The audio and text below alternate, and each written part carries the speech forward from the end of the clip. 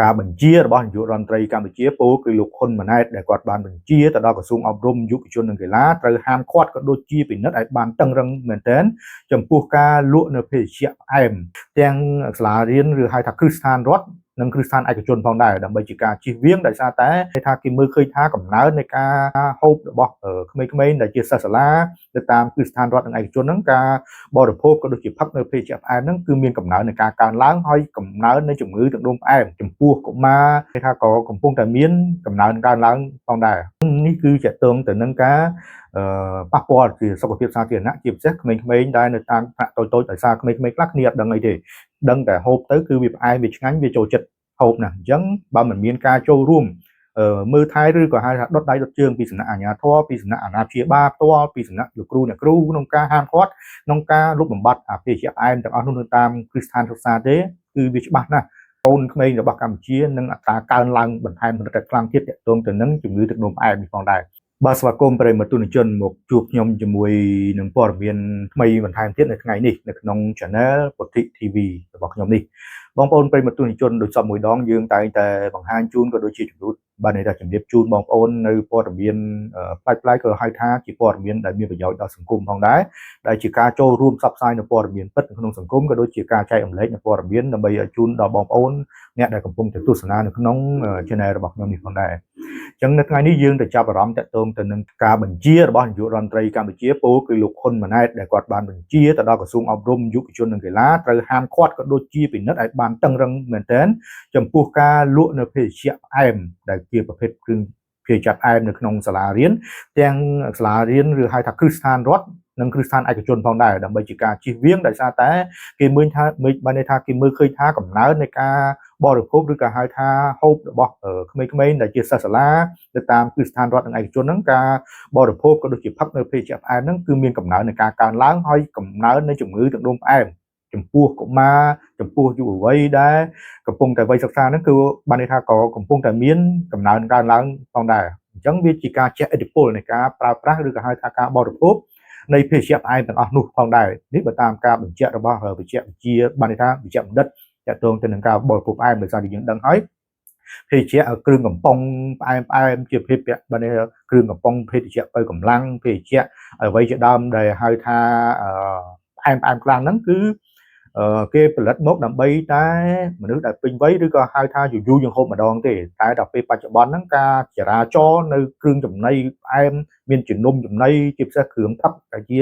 ទឹកក្រូចទឹកអីដែលគ្រឿងផ្អែមហ្នឹងគឺបានន័យថាកំពុងតែចរាចរខ្លាំងនៅក្នុងគ្រឹះស្ថានសាធារណៈក៏ដូចជាឯកជនឬក៏យើងហៅនិយាយសាមញ្ញថាសាលារដ្ឋនិងសាលាឯកជនហើយផ្ដោតសំខាន់គឺជាពិសេសថ្នាក់តូចៗទៅទៀតក្មេងៗខ្លះមតីថ្នាក់ទី1ថ្នាក់ទី2ដល់ថ្នាក់ទី5ទី6ហ្នឹងគឺកំពុងតែហូបច្រើនណាទៅតាមរយៈនៃការចូលចិត្តដោយសារតែក្មេងៗចូលចិត្តអាគ្រឿងផ្អែមទាំងអស់នោះអញ្ចឹងអាគ្រឿងផ្អែមទាំងអស់នោះវាកំពុងតែបានធ្វើឲ្យខូចសុខភាពរបស់យុវវ័យឬក៏ហៅថាក្មេងៗនៅក្នុងប្រទេសកម្ពុជាខ្លាំងរហូតដល់កើតជំងឺទឹកនោមផ្អែមទាំងក្មេងៗផងដែរក្នុងនោះបើយោងទៅតាមការបញ្ជាក់ពីមន្ទីរពេទ្យគន្ធវិភាកំណើននៃការកើនឡើងនៃជំងឺទឹកនោមផ្អែមចំពោះកុមារក្មេងៗហ្នឹងគឺមានការកើនឡើងច្រើនផងដែរអញ្ចឹងក៏គេបានដាក់បន្ទុកថាមូលហេតុគឺច្រើនតែលើការបរិភោគអាគ្រឿងភេសជ្ជៈផ្អែមទាំងអស់ហ្នឹងអញ្ចឹងនេះគឺជាតកតទៅនឹងការប៉ះពាល់ពីសុខភាពសាធារណៈជាពិសេសក្មេងៗដែលនៅតាមថ្នាក់តូចៗដោយសារក្មេងៗខ្លះគ្នាអត់ដឹងអីទេដឹងតែហូបទៅគឺវាផ្អែមវាឆ្ងាញ់វាចូលចិត្តហូបណាស់អញ្ចឹងបើមិនមានការចូលរួម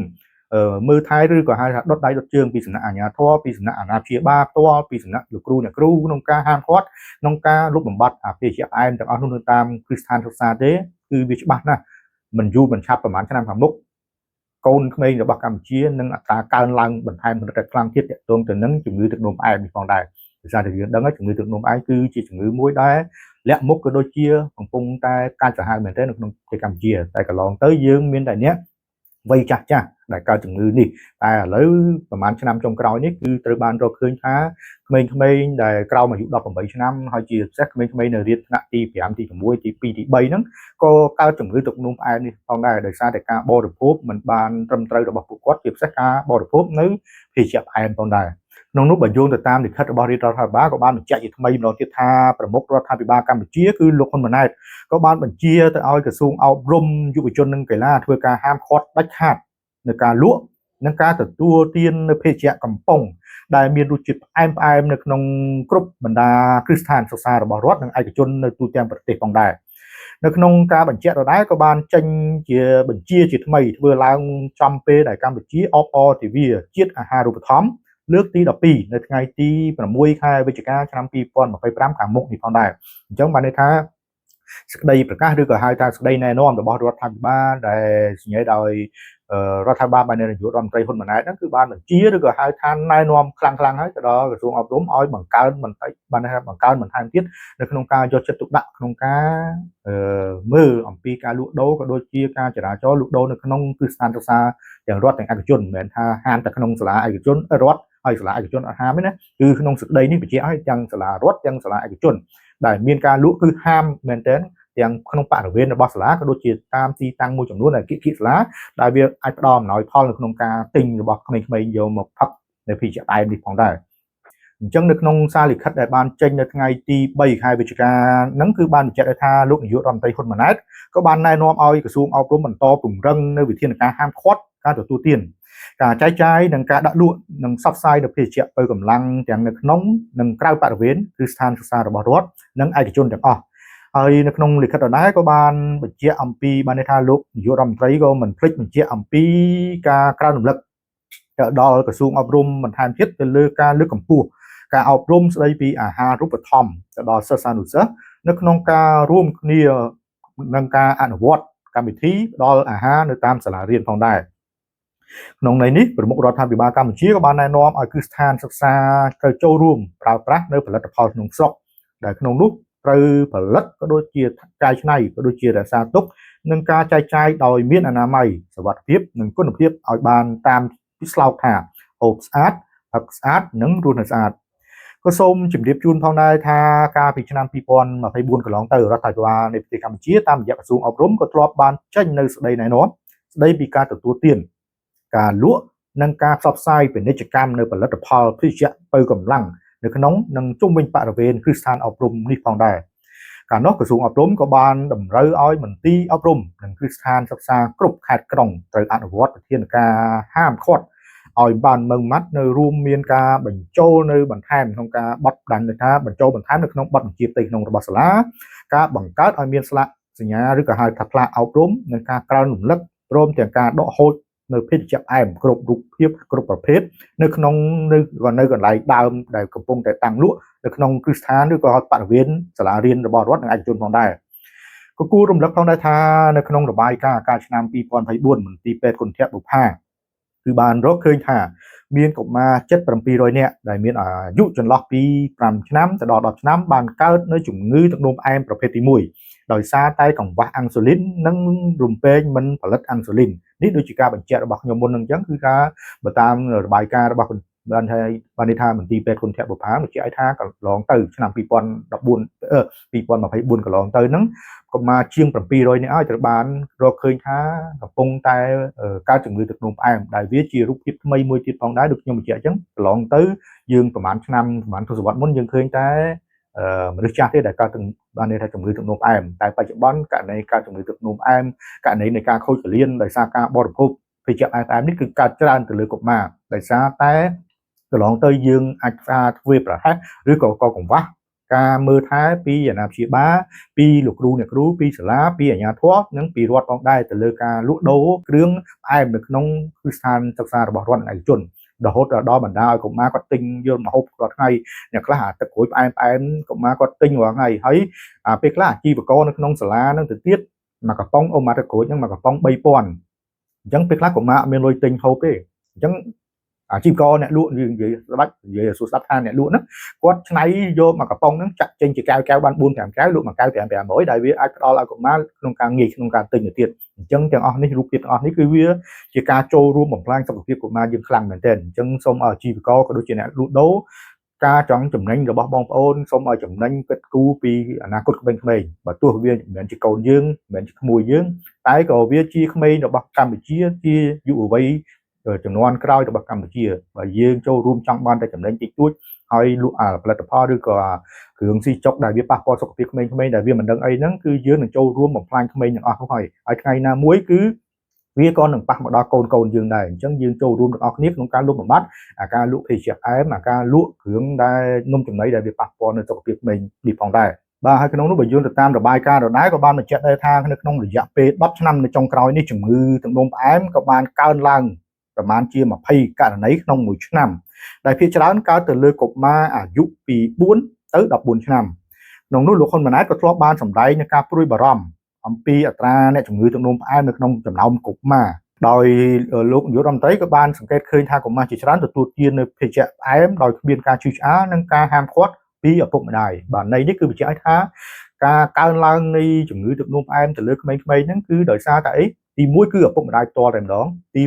2លោកគ្រូអ្នកគ្រូនៅតាមសាលាទី3អាជ្ញាធរទី4រដ្ឋាភិបាលផ្ទាល់អញ្ចឹងយើងមិនដាក់បន្ទុកទៅលើខាងណាទេមិនដាក់បន្ទុកទៅលើអាណាព្យាបាលមិនដាក់បន្ទុកទៅលោកគ្រូអ្នកគ្រូមិនដាក់បន្ទុកទៅអាជ្ញាធរយើងនិយាយជារួមមកន័យថាបន្ទុកទាំងអស់នេះនៃការហូបភេសជ្ជៈផ្អែមដែលធ្វើឲ្យកុមារកើតជំងឺទឹកនោមផ្អែមច្រើនហ្នឹងគឺបន្ទុកនៅលើទាំងអស់គ្នាហើយជាពិសេសគឺខ្លាំងជាងគេគឺឪពុកម្ដាយដែលជាអាណាព្យាបាលតែម្ដងបើយើងមិនមើលថែកូនយើងទេយើងពឹងតែលើលោកគ្រូអ្នកគ្រូនៅតាមសាលា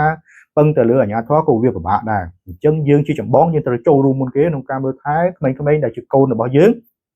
ក្នុងការមិនឲ្យពួកវាហ្នឹងគឺទទួលទានអាគ្រឿងផ្អែមទាំងអស់ហ្នឹងតាមរយៈតាមរយៈនៃការសួរនាំតាមរយៈនៃការបញ្យល់ពួកវាតាមរយៈនៃការផ្ដល់នៅថវិកាពេលវាទៅរៀនពេលខ្លះយើងផ្ដល់ថវិកាវាច្រើនពេកទៅរៀនវានឹងមានលទ្ធភាពនៅក្នុងការទិញអាភេសជ្ជៈឬក៏នំចំណីខូចសុខភាពអស់នោះអញ្ចឹងយើងគោតែកម្រិតឬក៏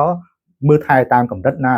យើងកុំគិតថាការឲ្យលុយកូនទៅរៀនតិចតិចហ្នឹងវាធ្វើឲ្យយើងបាក់មុខវាមិនមែនជាការបាក់មុខទេបាក់មុខសម្រាប់អ្នកគិតអ្នកបានន័យថាអ្នកគិតអវិជ្ជមានទេតែបើចំពោះយើងគិតវិជ្ជមានយើងគិតថាកូនយើងទទួលលុយប៉ុណ្ណេះយើងបានបាយហូបនៅផ្ទះហើយយើងក៏ទិញនំចំណីតិចតួចដែលវាប៉ះពាល់សុខភាពក៏វាជារឿងល្អដែរយើងសុខចិត្តថាគេថាបាក់មុខតែវាជាសុខភាពរបស់កូនយើងត្រូវស្វែងយល់ឲ្យឡៃហ្នឹងឲ្យច្បាស់អ្នកខ្លះអត់ទេបំពាក់បំពន់នៅលុយកាក់ឲ្យកូនទៅរៀនអត់ខ្វល់ហើយទៅទិញអីស៊ីក៏ទិញទៅហើយទៅទិញអីផឹកក៏ទិញទៅទិញអាទឹកក្រូចមកកំប៉ុងមួយថ្ងៃមកកំប៉ុងផ្អែមហ្នឹងមួយថ្ងៃមកកំប៉ុងថ្ងៃកំប៉ុងផឹកក៏អត់ខ្វល់អានេះគឺជាកំហុសរបស់យើងដែលជាអាណាព្យាបាលដូចខ្ញុំនិយាយអញ្ចឹងកំហុសខ្លាំងជាងគេគឺអាណាព្យាបាលតែមិនមែនជាបន្ទុកទៅលើអាណាព្យាបាលទេក៏ត្រូវមានការចូលរួមដែរពេលខ្លះយើងជាអាណាព្យាបាលយើងមើលថែហើយតែយើងមិនអាចមើលថែដល់ទៅក្នុងសាលាទេអញ្ចឹងពេលដែលអាណាព្យាបាលមើលថែនៅផ្ទះនៅសាលាគឺលោកគ្រូអ្នកគ្រូមើលថែតាមរយៈការមិនផ្ដល់ទីតាំងឲ្យមានការលក់នៅភេសជ្ជៈផ្អែមមិនផ្ដល់ឲ្យមានការចរាចរណ៍នៅភេសជ្ជៈផ្អែមនៅក្នុងបរិវេណសាលាក៏ដូចជាចូលរួមក្នុងការបញ្យល់ណែនាំកូនក៏ដូចជាក្មេងៗទាំងអស់នោះដោយសារតែខ្ញុំនិយាយផ្ដោតលើក្មេងៗដោយសារបើមនុស្សរឿងធំគាត់ហូបតែក៏គាត់អ្នកខ្លះចេះពិចារណាតែបើក្មេងខ្ញុំជឿ100ទាំង100គឺឲ្យតែបាទទឹកក្រូចផ្អែមហ្នឹងគាត់ពួតឲ្យមួយថ្ងៃ2ដង3ដងមួយថ្ងៃ2កែវ3កែវក៏គាត់ផឹកដែរអត់ប្រឡាន់ទេវាខុសពីយើងមនុស្សចាស់អញ្ចឹងទាំងអស់នេះគឺវាផ្ដល់ឲ្យក្មេងៗទាំងអស់នោះកើតជំងឺទឹកនោមផ្អែមលឿនមែនទែនដោយសារតែភេសជ្ជៈផ្អែមតាមរយៈភេសជ្ជៈកំប៉ុងក៏ដោយភេសជ្ជៈដបក៏ដោយគឺវាប៉ះពាល់ខ្លាំងទៅដល់ថ្លើមទៅដល់លំពេងដែលវាជាអ្នកបង្កើតអ៊ីនស៊ូលីនជាអ្នកទប់ទល់មិនឲ្យជំងឺទឹកនោមផ្អែមអញ្ចឹងដោយការបញ្ជាក់អញ្ចឹងតែអ៊ីនស៊ូលីនយើងចុះខ្សោយតែអ៊ីនស៊ូលីនយើងបញ្ហាគឺយើងនឹងខូចប្រព័ន្ធការពារជំងឺទឹកនោមផ្អែមហើយអញ្ចឹងជារួមតកតងទៅនឹងបញ្ហានេះជាការក្រោយរំលឹករបស់រដ្ឋាភិបាលម្ដងទៀតទៅដល់ក្រសួងអប់រំដើម្បីបន្តដោយសារគេឃើញក្រសួងអប់រំកន្លងទៅធ្លាប់បានចេញបំរាមក៏ដូចជាការហាមឃាត់ហើយមិនឲ្យគ្រឹះស្ថានសិក្សាទាំងរដ្ឋនិងឯកជនហាមលក់តែម្ដងនៅភេសជ្ជៈផ្អែមទាំងអស់នោះតែក៏មានគ្រឹះស្ថានមួយចំនួននៅតែបន្តឲ្យមានការលក់ដូរនៅភេសជ្ជៈផ្អែមទាំងអស់នោះដែរអញ្ចឹងវាសូមឲ្យមានការចូលរួមពីនាយកគ្រប់គ្រងសាលាពីលោកគ្រូអ្នកគ្រូតតែម្ដងក្នុងការទប់ស្កាត់ការលក់ដូរភេសជ្ជៈផ្អែមទាំងអស់នោះដោយសារតែខ្ញុំនិយាយតាក់ទងអាភេសជ្ជៈផ្អែមនឹងនិយាយជាច្រើនទីដើម្បីឲ្យបងប្អូនចូលរួមស្វែងយល់ដោយសារតែពេលខ្លះយើងប្រហែសអាការហូបចុករបស់កូនយើងនឹងក្មេងខ្លះឥឡូវតែ5ឆ្នាំ10ឆ្នាំ8ឆ្នាំកើតជំងឺទឹកនោមផ្អែមខូចកលៀនទៅលាងឈាមបាត់ហើយសួរថាមូលហេតុអីបានក្មេងៗទាំងអស់នោះកើតជំងឺទឹកនោមផ្អែមវាខុសពីជំនាន់ពួកយើងចាស់ខុសពីជំនាន់ឪពុកម្ដាយយើងអត់មានជំងឺទឹកនោមផ្អែមនៅវ័យក្មេងដោយសារតែការហូបចុកនឹងហើយបងប្អូនដឹងហើយការហូបចុកគឺវាប៉ះពាល់ហើយជំនាន់ពួកយើងនេះក៏វាប៉ះពាល់តែមកកម្រិតដល់ទៅវ័យចាស់នេះបានកើតតែបើឥឡូវជំនាន់កូនយើងជំនាន់ចៅយើងនេះវាបែរទៅជាកើតជំងឺទឹកនោមបានន័យថាទឹកនោមផ្អែមហ្នឹងទាំងវ័យ5ឆ្នាំ10ឆ្នាំ8ឆ្នាំអាខ្លះ12ឆ្នាំកើតទឹកនោមផ្អែមខូចកលៀនបាត់ហើយទៅលាងឈាមបាត់ហើយ